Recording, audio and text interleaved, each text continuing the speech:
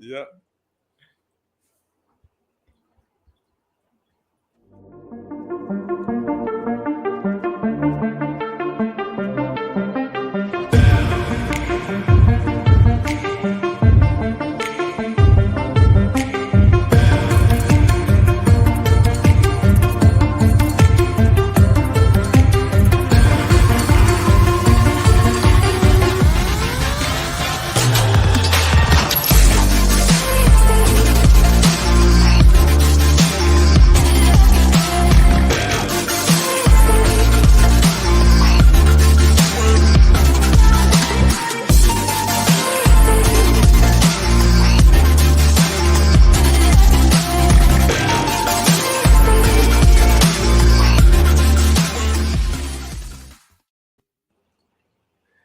Hey everybody, how's it going? Welcome to episode 2 of More Than a Title. I was gonna do the intro, y'all, but we're a little late on time, so we wanted to just get right to it, man. So sorry for the technical difficulties. Thank you for everybody joining. Thank you for all the support. So just to kind of set the table, I'm your host, Jared Thomas, as usual. And wanted to start this series, as you heard before. I've listened to too many business podcasts, and it's always the same topic, same people in the circuit. And I wanted to create this to give listeners and myself an opportunity to get to know the person behind the title and learn a bit more about their personal and professional journey. So today I have a special guest joining me. He has 10 years of experience in the content strategy and communications. He's worked at places like Reuters News, Sky, Philip Morris International, and is now one of the head of social media for a Fortune 200 brand. Let's give a special welcome to Duarte Garrido. How are you, my brother? I'm good, Jared. How are you, man? Thanks for having me. Thank you, brother. Thank you, man, for coming on, man. It's a pleasure and it's an honor. So everybody just set the table, man. This is me and DG's first time actually meeting, right? so we've been connected with each other for about at least 6-7 months now. And we've just been, we've created a great bond. And I think I want to share the story before we, go into your personal journey, if you don't mind. Yeah, go for it, dude. I would love to it. So, I just like, I forgot what I saw on your LinkedIn, but I think I've seen a post of yours or something that like one of my, followers liked one of your posts. I saw that. I see global head of social media. I'm like, all right, cool, man. I would love to learn from him.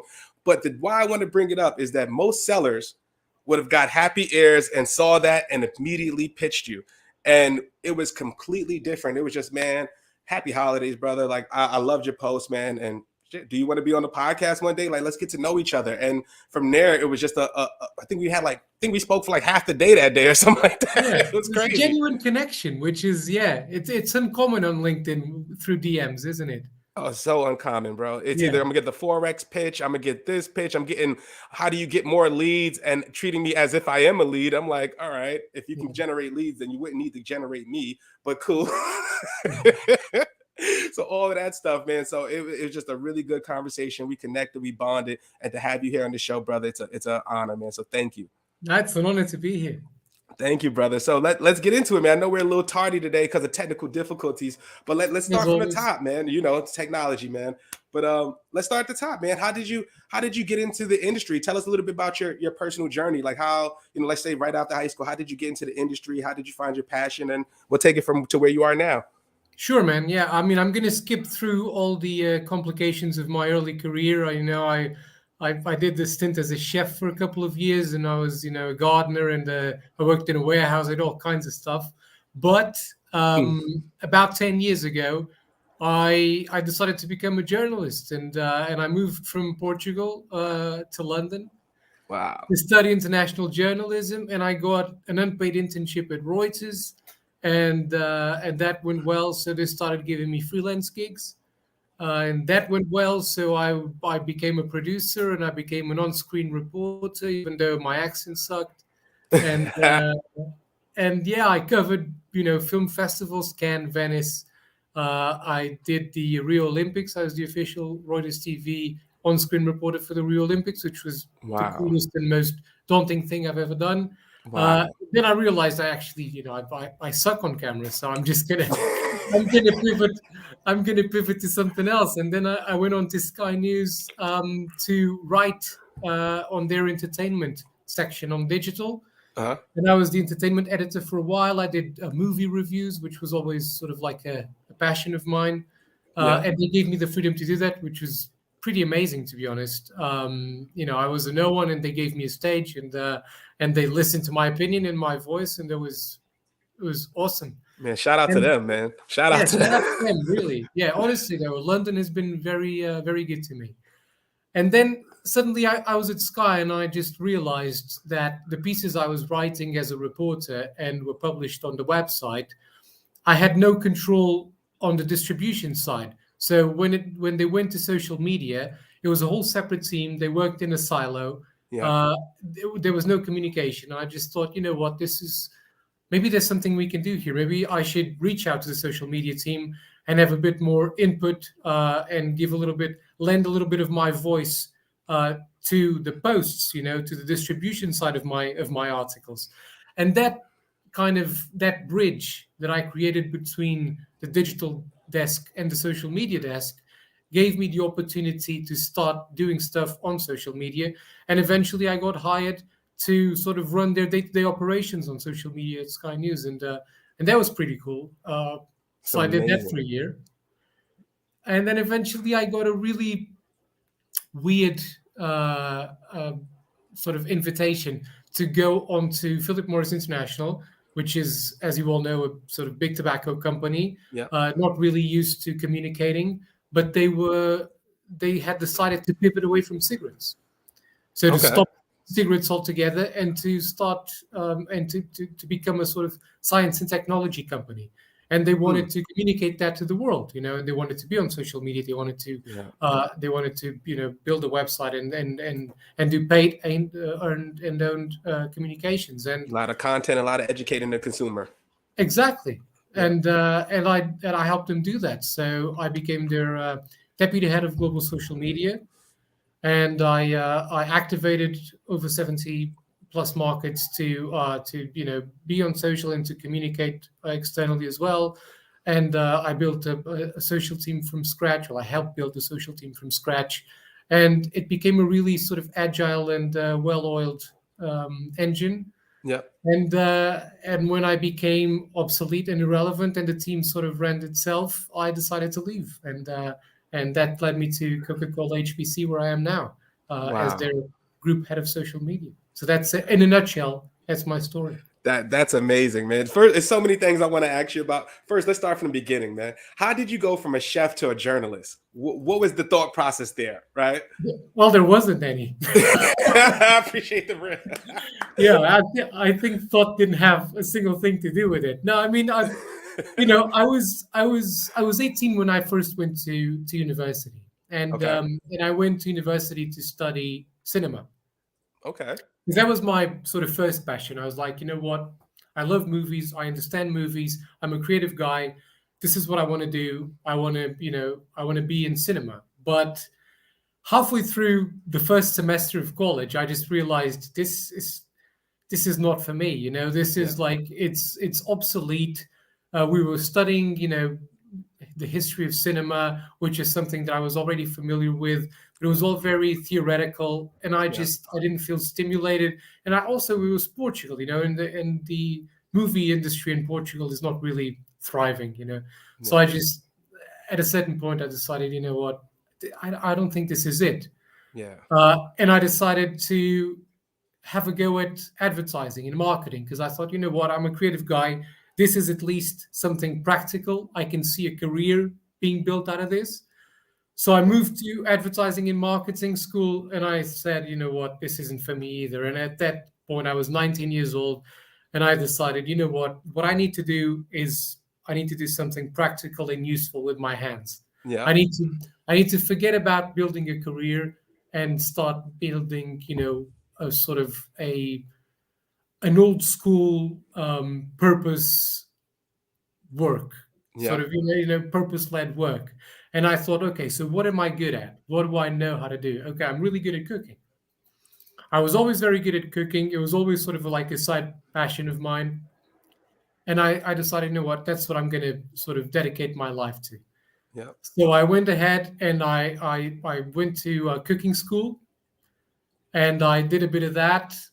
And when I finished cooking school, it was a short course. It was like 4 or 5 months Yeah. between Lisbon and Barcelona. And then I started working as a cook throughout several restaurants in Lisbon. Some of them pretty mediocre.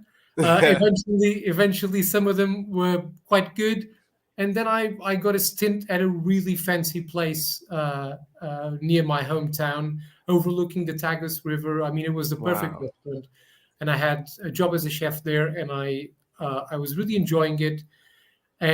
So I decided, but at that point I was really young as well. I was like 21, Yep. and I had, it was the start of the rest of my life. And I remember at that point I was earning quite a bit of cash, and I thought, I can probably buy a flat right next to the place I work, and this is it, and I'm settled. And I was looking at a flat. It was like a 10-minute walk from the restaurant. Hmm.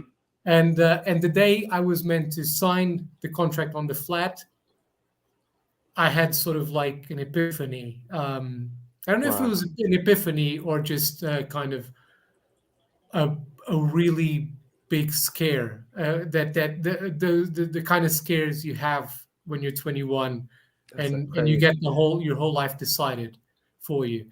And I thought, I mean, this isn't it. This isn't what I'm going to do. This isn't where I'm going to live. There is more to life than this, and I just don't feel like I'm ready to settle yet. So I scratched all of that. I Wow. grabbed the little cash that I had put aside working in several restaurants. I quit my job and I went backpacking through South America for 5 months. Wow. So I left everything behind, and that's what I did with the money. Just So to I just have the spent all my guts to money do that. traveling. Yeah, it was crazy, but I was 21, and to be honest, I think it was the wisest decision I've ever made, Oh, because definitely. I would have, I look back now and I think, where would I mean, if I hadn't made that decision today, I was going to be, 5 minutes away from where I was born. I wouldn't have gotten to move countries, to know different cultures, because after that 5 year trip, a 5 month trip around South America backpacking, I then did Southeast Asia and I did Europe, and I Yeah. traveled overall. It was over 50 countries I've done, and Wow. that opened up my sort of understanding of the world so much, and it That's got crazy. me. It was, yeah, it was really important, and that was when I decided to go back to university. So I went back to Portugal at the end of those 5 months. I got a job at night, working in a warehouse, just to pay for my studies. And yeah, I took a bachelor's in political science because I thought, you know what, this is what's gonna sort of this is my way into being a war reporter and a political Yeah. reporter, because that's what I decided I wanted to do. I'm a man of the world. I've traveled through all these countries. Now I'm going to take all that knowledge, take all that cultural insight, and do something with it, and share it with people. Yeah. So I finished my bachelor's in Portugal, and then I moved to London to take my master's. And halfway through my master's, I got the internship at Reuters in London, and that was it. That is an amazing story. So there's so many things that we can unpack there, and I want to pack something for the listeners. One is the fact that you trusted your gut, right? You was Mm. about to sign the contract, and Udi from Gong was on here last week, and he said something similar to that. When you know it's right, always trust your gut. And your gut said, no, if I sign this paperwork, this is probably going to be my life. I'm gonna be complacent. Like this is my ceiling, right? This could be my ceiling. And then you just said, I'm going out on a limb, taking my money, and I'm gonna go. And that's what makes you a great marketer, because then you've traveled and you got to know people and understand those particular markets, so you know how to market to them when you're at those particular, the specific brands, right? So I always tell everybody, I think the best marketers are creatives and people who worked in the hospitality industry. So like for me, I was a waiter. So my big thing, in order for me to eat, man, I was making minimum wage. I had to create the best damn experience at your table. I would sit there as soon as you sip water, there's a straw, what's that, whatever the hell it was, right? I would Yeah. use, you know what I mean? Whatever it was, I'd make sure you have I give you 5 stars experience, and we're at Dallas BBQs where the meal was probably like $50. You know what I mean? So it was what it was, man. And I got so good at it after a while, I would have a waiting room, like a waiting line. Like, yeah, I'm waiting for Jared's table because he's going to make sure he's going to give me a little extra shot glass. He's going to do something special for me, and he's going to make it right. So I think that's really key. And then another thing that you mentioned was the content distribution aspect, right? So you as a journalist and as a creative, you're like, look, I'm doing all this work, I'm making this content, right? But what the hell, is anybody seeing it? So let me talk to the people who are actually distributing the content, and let me talk to social, and then you just connected the dots. So Yeah. that's insane. I And love I it. got that, and it's weird because I think I got that from my. Well, I think I always tell my wife I think I get everything from my years working as a chef in a kitchen. Because when you're working in a kitchen, you get the agile framework, right, that you now use all over marketing. Yep. You build work ethics, but you build a sort of a real agile workflow because you're forced to it because that's the nature of Yep. kitchen work, right? Line So cooks, different. Yep. exactly you learn organization, you learn work streams between different departments, right? Different stages of product, and like you said, content distribution in a certain way. That's what kitchen work is.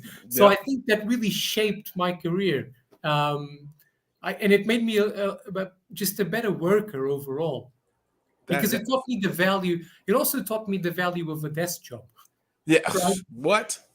Yeah, What, I man? know, right? You just hit a choir, brother. When I got my first little 40K salary, woo! I ain't letting Yeah, this one go. yeah, that's Never exactly ever. it.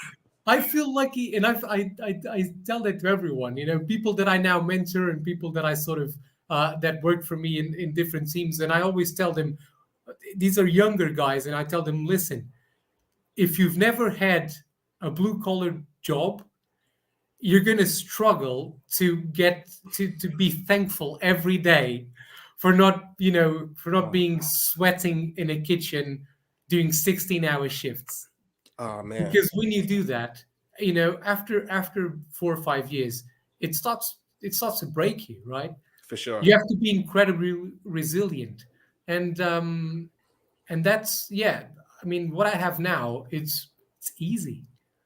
Yeah, that's crazy. Let's It's talk about easy. that, man. Yeah. It's easy. Like, all right.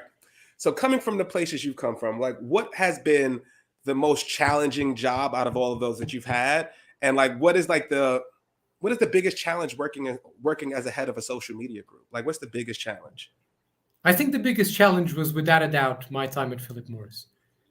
Okay. And that's because, it was a challenge per se, because it was a challenge from the company side. they Yeah. were they were living through the biggest transformation, not only as a company, but they are trying to disrupt the whole industry. Yeah. Imagine the biggest tobacco company in the world saying we're going to stop selling our bread and butter, cigarettes. And this is not because anyone's forcing their hand. It's because they anticipate, a change in the environment, and Yeah. they feel like they need to disrupt themselves. They need to cannibalize their business. They need to be better. They've found a purpose. Shout out to them for finding that out after millions I of know, I billions know, of dollars. But that's what's I know, up. I know. But that's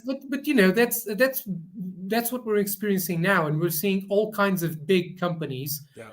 taking a step back and thinking, this isn't the 70s anymore. It's not about selling product, because consumers today, they would rather buy purpose than product. I agree. So we need to rethink, what is our purpose? What is our mission?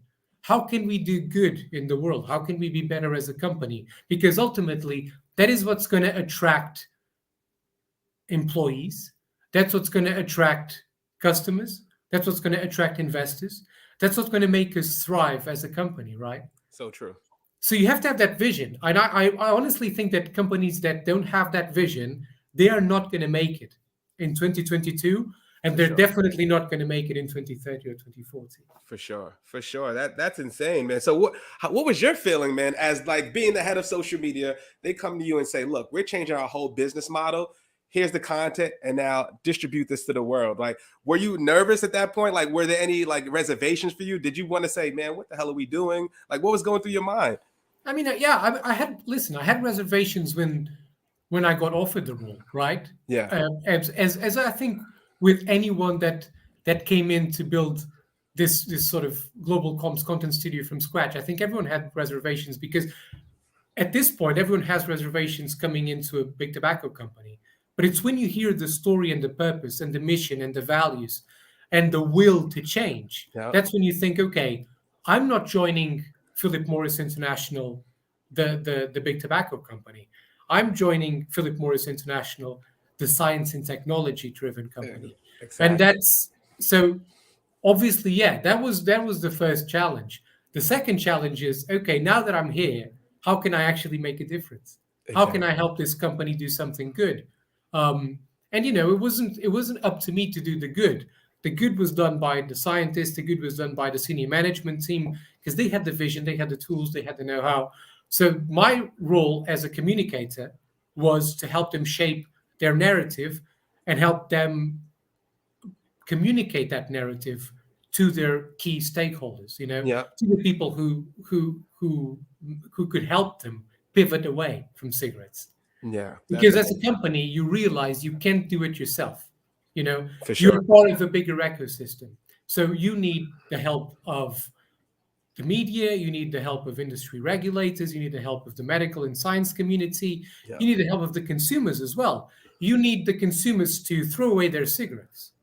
Yeah. You need them to stop consuming cigarettes, because one of the things that Philip Morris said from the start was, listen, if we just stop selling cigarettes tomorrow, our customers will just buy cigarettes from someone else, right? Exactly. And Exactly. we're not actually making a difference.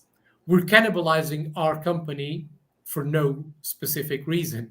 So Yeah. what we need to do is we need to change the habit of the consumer. So that's the whole Mm, journey, and it's a mm. much more complicated thing to do. I So love it. you need to work in unison with so many other actors, and you need their help as well. So I mean, it was a huge challenge, and It's it was really rewarding, because one of the things, as a content creator, I came in and I thought, okay, I'm the deputy head of global social for them. What I'm going to do is I'm going to create content and we're going to push content out. But then I realized, you know what? As a social media manager, as a person who understands social media, I don't think that pumping content out as a company, especially as a big brand, will mhm. do anything. Because Yep. what you do is you create an echo chamber, right? You're pushing content in the sort of the vacuum of social media. Yep. No one's listening to you, no one's engaging with you, but most importantly, you're not listening to anyone. Mm. And that's That's key. that's the envelope I kept pushing when I was at Philip Morris was, listen, we need to listen, not just communicate, but listen. We need to create a conversation. And So one of true. the biggest the biggest campaigns I sort of pushed when I was there was a campaign called Let's Talk, and that was the whole ethos of it, the whole purpose of it was, let's find where our key audiences are. Let's find our communities on social media. Let's tap into them. Let's use, marketing tactics to get to them, to insert ourselves in the conversation, and then to listen to them, and then to invite them to speak to us, to say, you know what, you're our critics. Tell us what your suspicions are. Tell us what you're skeptical about. Mm. Let's start a conversation, and then we can show you the science that we have behind our smoke-free products, you know Yeah. that are a better alternative to continued smoking. Yeah. And we can exchange scientific know-how. We can exchange scientific papers, peer-reviewed papers, and that's how you sort of build a community of trust, right? When Yeah. you open up your science, when you open up the way you do business, the way you create your product, and you make it a team work. And that's even the core purpose of peer reviewing, right? Yeah. Because the scientific community already has that mindset, because when they study something, they open it to their peers. It's a bit it always reminds me of Google and Yeah. their ethos, and how they counter Apple is a closed system, right? You can't Yeah. really do anything with Closed Apple. ecosystem. Yep. Yeah, and Google was their whole purpose as a company.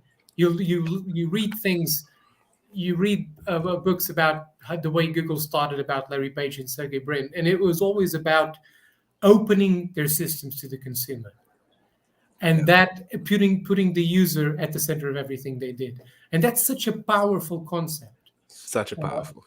Yep. yeah. the fact that you listen to the customer, right? Like a lot of brands are just like you said, pump out the content. This is what it is, but this is the messaging falling flat. Our employees are sharing messaging that's falling flat. The consumer does not care. They're still going to smoke the cigarettes. So I'm curious to know too, like what metrics were you judging at that point? Right? Like, how did you know that these conversations were being successful? Right? Were you, I'm assuming you did like audience persona research, like who are our customers? Why are they smoking? What are they doing? Where are they congregating, right? Where do they accept the content, right? So we could be in those areas. And then understanding how do we generate that content to get that. But like what other metrics are tied to it? Were you looking at like, did you have UTM stuff? Did you track the website metrics as well? Like how did you quantify social success in that role? There were loads of different metrics to sort of qualify social success in different campaigns. But I Yep. think, and the crazy thing is, listen, one of the things we did was we actually created a campaign called Unsmoke, which was a huge global campaign, which was meant to get people off cigarettes. So I must have missed imagine, it. I didn't see it, man. I need to see oh man, it. open Send it to me. open up open up any Philip Morris International website, or go to their social media to the social media accounts. Go to Twitter, go to Facebook, go to Instagram. There's an Unsmoke Your World Instagram account, and it's a whole campaign of trying to get people off cigarettes. So imagine you're a company and you're convincing your consumers to stop using your product, right? That's insane. It's insane. It's insane. It's completely disruptive. That's how insane. And that's the reason why I took the job in the first place. It's like, as a communicator, is there anything more challenging than that and more sort of left field? But it was, yeah, it was cool, man. But anyway, one of the biggest metrics that we tracked, one of the biggest metrics that I tracked Hmm. specifically and that I paid attention to in the whole plethora of stuff that we tracked was sentiment. Got That it. was my biggest thing, right? Because as a big tobacco company, what's your biggest problem? Detractors. Yep.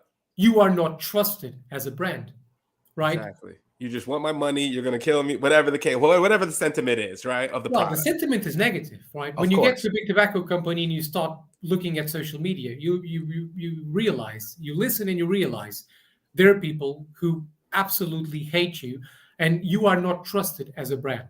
Yeah. But by the way, this isn't just a big tobacco problem. This is, most companies right now have a trust issue. I mean, Yep. you look at. Have you seen the Edelman Trust Barometer that Yes. was Yes. Yes. published I this year? have. Yep. I mean, look at that. Distrust. According to Edelman, distrust is now society's default emotion. Now think about that for a second. Our default emotion as a society is based on doubt and suspicion of intent, man. Mm. So the intent of governments and the media, the intent of companies, the intent of business leaders, even the Yeah. intent of NGOs. So people are distrustful of all of these entities. So really the challenge for any big brand in 2022 is, how do you regain that trust, Yeah. right? That's so true. How do you regain that trust, especially in the younger generations, in Yep. Gen Z? I mean, Gen Z, this is a generation that puts values at the heart of everything they do. So as a brand, you need to realize that purpose and mission, sure, it's important, but it's no longer enough. You need to have values as a brand. Oh man, that's gold. If anybody listening, DG, you are spitting game right now, bro. I mean, you're making me geek out because I love hearing this stuff. Like this is what I talk about all day, every day. And I want to get into a few things before I let you go, man, because I know we're coming up on time. But one thing I do want to talk to you about, right? As a head of social media for a big brand like Coca-Cola, right? Obviously, I'm working at Hootsuite. And I'm curious, like our interaction was completely different and wasn't based off sales or anything like that. But how would you want to be communicated as somebody who's ahead of social media? So if I'm in Hootsuite and I'm trying to connect with you, how do you want to be communicated with? How would I get your attention? Like a human being, man. Exactly like the way you did. Remember, just My man. I'm ready to drop the damn mic. it is. Yeah, just drop the mic. I don't have a mic. I drop it. But isn't it that, I mean, don't we all just want to be talked to like human beings? So And true. that's what as a marketer you need to keep fighting, this sort of notion of looking at people as numbers, right? Yep. Looking at people as data, as metrics. Just look at people as people. Stop building. audience personas that are really niche and that are really sort of set, you know, and just start connecting with people in a human, authentic, empathic way, and start small. Yeah. As a company, you need to think big but act small. Especially as a marketer, I think you need to Love it. think big but act small. You need to go to that person to person relationship. And that's exactly what you did with me, Jared, man. And that was It was and real. that's what sort of, you built a relationship with me. You built a relationship of trust. So That's it. now, in all honesty, dude, if I need to book, if I need to subscribe to a social media listening platform, onto a social media content management platform, I will choose Hootsuite. My man. See, oh, drop the The mic reason again, why, DG. I'm not gonna, and I'll tell you right now, I won't choose Hootsuite just because it's a great platform, which it is, It is. but I will choose Hootsuite because I will now trust you to tell me what's best for me. Because now Exactly. you're not just a salesman, you're not just a salesperson trying to push a product. No. You're a friend. and Exactly. that's what i keep and that's what I keep advocating for. It's like, and that's what how you should use social media to regain trust and turn detractors into supporters, into friends. Instead of being the guy who pushes the product, be the new friend who listens to their stories, who invites them to a podcast, who listens Exactly. to their career trajectory, who asks them questions. And you build that relationship of trust. So when I need a product that you're selling, and a competitor comes in with a better product, maybe, or a cheaper product than yours, I Yeah. won't care. I would rather buy it from you. Because it's more value. It's more, Yeah. is the trust is there. And I tell people that all the time. It's like, first of all, I can't sell to you if I don't know what your problem is. Right. If I'm just hitting you up like, hello, what's in the DM? Like, I have a general idea of what you may be facing, but I don't know. But to be honest with you, this is why I started the podcast, right? There's more value in the lessons of the story. I learned more in the story of you being the chef and you moving around, and it instantly clicked of all your marketing skills. It just boop, boop, it just clicks, right? But I get more value of that than me just saying, hey, come see Hootsuite, and now you're just doing me a favor, but I lose the sales leverage. You know what I mean? Like the leverage is, like you said, that trust, that one-to-one connection. Because I'm going to tell you the truth, man. This is what it does, X, Y, Z. Because I want you to be successful, man. I want to still go get a beer with you afterwards. Like, and that, why would I want to do that? Why would I not want to do the right thing for you? And all you have to do is scale that. Like, I'll give a quick story. It was a social media manager. She had the last name as me. Her name is Kendra Thomas. Shout out to Kendra. So we connect. The first thing I say, what up, cuzzo? When is the barbecue? You know what I mean? We both got last name time. I don't know. We could be related. I don't know. But guess what? I guarantee I was the only person that reached out to her that way. Yeah. And then it connects. And now we had a conversation for 2-3 hours. Now, if I do need something, it's the same thing. So guys, think about it. Just be a person and not a lead. I know it's hard to see it on Zoom info. You get the email, you get a name, you see the org charts, but they're people just like you, man, with KPIs, all that other stuff, with families, kids. Treat it as such, man. Treat it as a friend, man, and it's much more valuable. And it's the only way. I mean, it comes full circle because it's really the only way for you to share your values, right? That's it. Even as a human being, sure, but even as a brand, think about it in a brand perspective. A brand is trying to communicate on social media. They want to communicate their values, the values that they've set themselves, right? Because that's the way to win over Gen Z's heart. Because that's the way to get Gen Z to wear your shirt as a brand, is Yeah, if they relate to your values, is if they see their values reflected on your brand. in you. But how do you do that without a human to human relationship? How do you do Yep. that? I mean, social media is the perfect place to do that, man. Yeah. Build that human relationship, that relationship of trust, of of empathy, Yeah. of authenticity, right? Yeah. And that's how you build your reputation as a company. That's how you cement, and that's how you grow. That's how you sell product as well. That's it, man. It That's comes it. full cycle. It's so simple, right? You just It have to get does. that. Just have to get into that mindset. But the problem is the way we were taught as salespeople is instant gratification and not to think Yeah, long term. So yeah, that's why I say that all the time. Like the way I even started this was me just challenging the damn norms, right? Like, why am I sending 1,000 emails to people that don't know our brand, don't care about us, don't want to talk to me? And guess what? They're not going to see the brand name. They're going to see Jared Thomas on it. And how do I want to be remembered? Not like the guy who sent you the terrible email that you just threw in the delete file. I don't want to be that. So that's what I wanted to do, right? So challenge the status quo. You create the experience, right? The sales stuff is cool, but that's just the North Star. How you get to that North Star is up to you. Agreed. That's what it Agreed. is, man. So, and I know I got one more last question for you, DG. Okay, go for it. I would love to know, like, so what do you think? What are some of the biggest trends you think that are coming up in social media? Like, what is something that brands, marketers should be looking at? Like, I'll give you a quick what I think. I think in the next 2 years, especially in B2B, I think influencer marketing, employer advocacy is going to go through the roof. People like myself, you, who are the ones who are active on social media, are really going to control the brand narrative. But also, what I see is, I think there's going to be more brand collaborations. I think of it like streetwear, right? So when you see like the Kith and Tommy Hilfiger brands, right, you're going to see more of those legacy brands, those big brands like a Coca-Cola, maybe partnering with Hootsuite, maybe partnering with Gong, maybe partnering those collaborations, because all of our customers are using our products. So how can we connect the data to know what they really want to give them a unified experience? I agree. I think that's definitely the direction of travel. But I also think that it's going to be, social media is going to be more local than global. I think that big brands are going to realize that they need to win customers' hearts on social media by building small niche communities locally, Yeah. and be useful to them there. You can still do your big campaigns using your influences, for the global reach. You can still do that, but your BAU, your always on content, your always on strategy on social will Yeah. be connecting and being useful to people, to individual people, That's it. and it's that individual human to human connection. I think that's not just the future of B2C, that's the future of B2B as well. Yep. One of the things I always say, and I don't think this is an original thought of mine, by the way, but it's something that I push very hard, is that there is no such thing as B2B or B2C, because it's all people to people, man. That's it. It's people to people. Obviously, as a marketer, I realize strategies change, but at the heart of it, just realize that there is a person on the other side.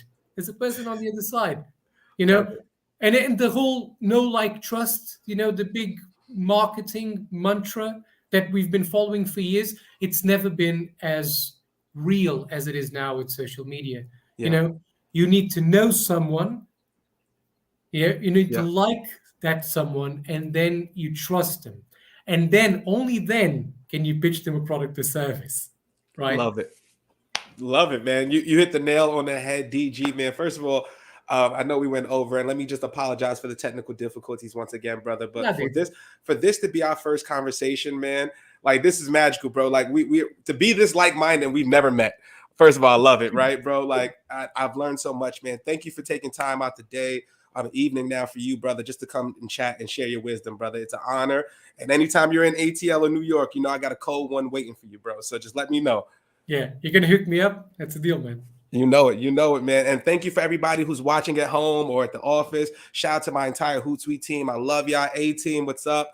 Next week, we've got CMO of Hootsuite, Maggie Lower, coming in. So we're going to have a really, really sick conversation. Can't wait to have that. Maggie's the best. If you don't know her, get in tune. She's one of the best marketers that I've had the privilege to talk with. So I'm excited to have her on. And we'll see you guys next week. And DG, much love as always, my brother. Yeah, it's likewise, Jared. Thanks for having me, man. Thank you, brother. See you guys next week. And this is episode 2 of More Than a Title. Talk to you guys soon. See you next week.